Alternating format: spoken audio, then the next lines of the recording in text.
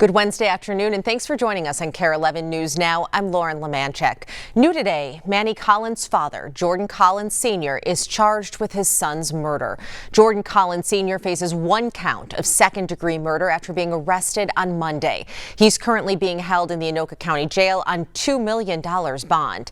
Now, Manny Collins was last seen on May 8th. According to prosecutors, he was staying with his father at the time.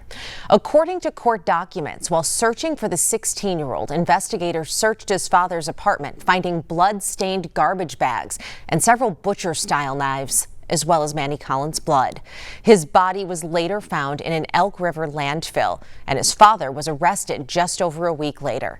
Lou Raguse is covering this story today. He will have much more coming up on KARE 11 News at 4, 5, and 6. Chris Arabsky here with breaking news. The man who Minneapolis police think fired the shots that killed a woman and injured several others at Boom Island Park last month is in custody.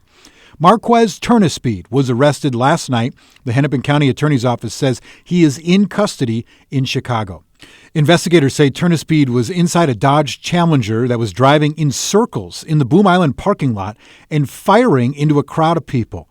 According to a criminal complaint, at least 130 rounds were fired by 9 different guns. Another man, Zaire Porter, is also charged in the shooting. In Central Texas, the search for more than 170 missing people is now in its 6th day. A massive amount of manpower and machinery is being called in to scour up and down the Guadalupe River for any signs of life.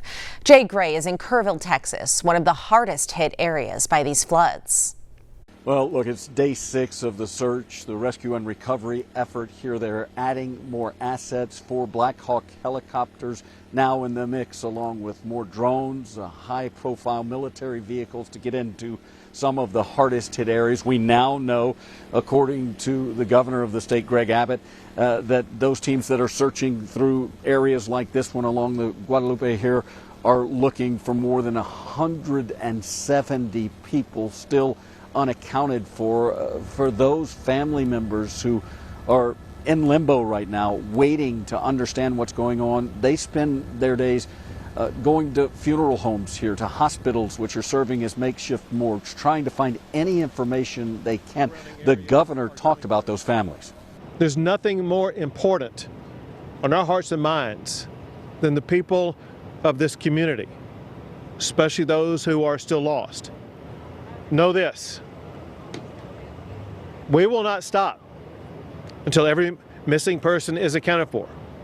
Know this also: there very likely could be more added to that list. And clearly that's a process that's going to take some time, just with the sheer numbers of how many are still missing here. Another difficult process, the cleanup and recovery, which is just beginning. And really a lot of help coming in that regard from volunteers, hundreds, not only from across the state, but around the country, just drawn here to help so many families who are struggling right now. That's the latest from here in Kerrville. I'm Jay Gray, NBC News. Happening right now in New Mexico, rescuers pouring through debris after monsoonal rain caused horrific flash flooding in Ruidoso, a mountain town that was hit hard last year by wildfires. Emergency management also says there were between 50 and 60 rescues overnight. The water rising so fast and so strong it carried away a home. Residents in Ruidoso say they've been dealing with weeks of nonstop rain and that they've never seen it this bad. It's crazy. This is the worst I think I ever seen since 2008. I remember 2008 we had a big flood. It was big for what I seen, but I think this one just breaks records. I mean, it was horrible. A lot of water right away. It was really bad. In April, 2,400 CDC employees lost their jobs. 2 months later, 400 of them were reinstated. But among those federal cuts were people responsible for drowning prevention. Danny Spiewak explains how that's impacting local groups now that swimming season is in full swing. We're going to start at 8 o'clock. In White Bear Lake on Tuesday, the organization Abby's Hope donated its 10,000th life jacket. I didn't really think my lot in life was going to be working on water safety. Part of an effort by Scott and Katie Taylor to honor the memory of their daughter, Abby, who died in 2008 after an accident at a public pool. Something to celebrate her life and to help others. Abby's Hope also has a charitable foundation led by Alan Korn in Washington, D.C. Part of the component of addressing injury prevention is public policy. Korn says he's deeply concerned by federal cuts to the CDC's Injury Prevention Center this April that included a drowning prevention team.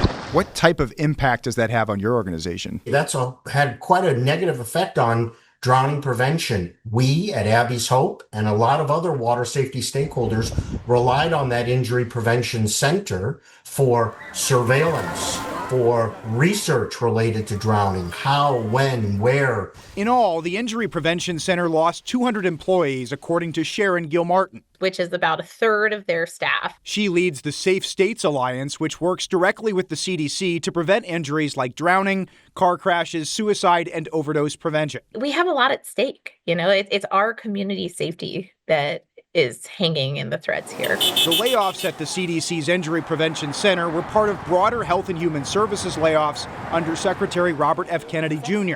In a statement to KARE 11, HHS said critical CDC programs will continue as a part of Secretary Kennedy's vision to streamline HHS to better serve the American people. Kennedy has said as much himself. We have two goals. The first is obvious, to save the taxpayer money by making our department more efficient. And the second is to radically improve our quality of service. On drowning prevention specifically, HHS says it will continue to support evidence-based drowning prevention efforts across the country. But groups like Abby's Hope say cuts to the CDC drowning prevention team will hurt. Without them, we're going to have to fill the void with some other way. The cuts at Health and Human Services are related to Secretary Kennedy's goal to, quote, make America healthy again. He has defended restructuring as a way to both improve health and devote more resources to chronic diseases. Danny Spiewak, KARE 11 News. Right now, doctors in Minneapolis are sounding the alarm after a sudden surge in gun violence this summer. So far this year, Hennepin County Medical Center says it has treated 93 gunshot victims, including 12 kids. Doctors say it's a sudden increase after 4 years of steady declines.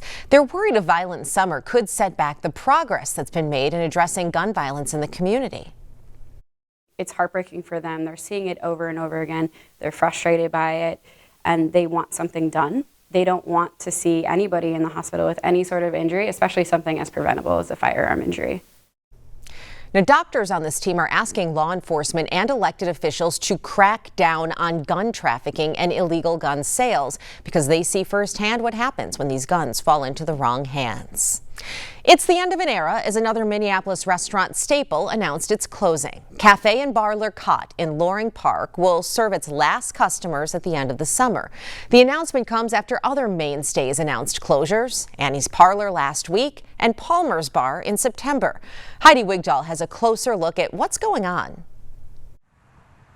After 23 years, Cafe and Bar Le Cotte is closing its doors. And they've sort of been a clubhouse for a certain generation of people, I think, who really started to come of age during the beginning D'Amico era of the early 90s, is when all the chef culture started, and D'Amico was such a player in that. Stephanie March, editor-at-large at Minneapolis St. Paul Magazine and co-host of The Weekly Dish, has seen some staples recently say goodbye. Annie's Parlor closed last week after more than 50 years, while Palmer's Bar is set to close in September after more than a century. We're seeing kind of some of the stalwarts, some of the long-term restaurants maybe look at when their lease comes up, trying to decide, is it worth it in this new era to keep going? Confronted with everything from the cost of goods to labor, and March says they often have less cash reserves than new restaurants. And they've got excitement and new investors. In the case of Palmer's Bar, people are drinking less. People used to make a lot of money on booze, and they don't necessarily do that anymore. There are big picture factors that play into this, but each individual closure is an individual story. But Jason DeRusha, Minnesota Monthly food editor and WCCO radio host, says restaurant closures that raise alarm bells for him, Revival, Young Joni, and Le Cotte. The truth is, people are spending money differently. They're being cautious when it comes to the economy. They're trading down a little bit. And if your favorite restaurant is jam-packed on a Friday or Saturday night, maybe you should pop in on a Tuesday and see how it's going. I think that is what has changed. People of my generation, what we did for fun was go out to eat. And because we were going to work downtown, you were going to happy hour somewhere else, and then you were going to dinner on a Wednesday or a Tuesday night. That happens a lot less now. DeRusha says late night dining is also not as popular anymore. That is enough to take a restaurant that's on the edge and be like, this doesn't work anymore. I think this hits harder. But despite the closures, more openings are coming. March knows of at least 4 that haven't been announced yet. It's good to mourn the ones that we loved because that kind of carries that emotional thread through the tapestry that is the food scene in the Twin Cities. But it's also okay to say we're not falling off the edge of a cliff. There is momentum, there is movement, there is a new generation coming. Well, staying on the topic of food, who's hungry? This might make you hungry. The Minnesota State Fair just released their new food and drink list for the 2025 get-together. And it's packed with all sorts of goodness. There's Magdalena's chimney cakes for those with a sweet tooth. On the savory side, stuffed tater tots from Greater Tater. There are several new vendors this year making their fair debut. Make sure you go to KARE11.com. We have a full list there. And by the way, the fair is just over 40 days away. We'll be right back with more news and weather after the break.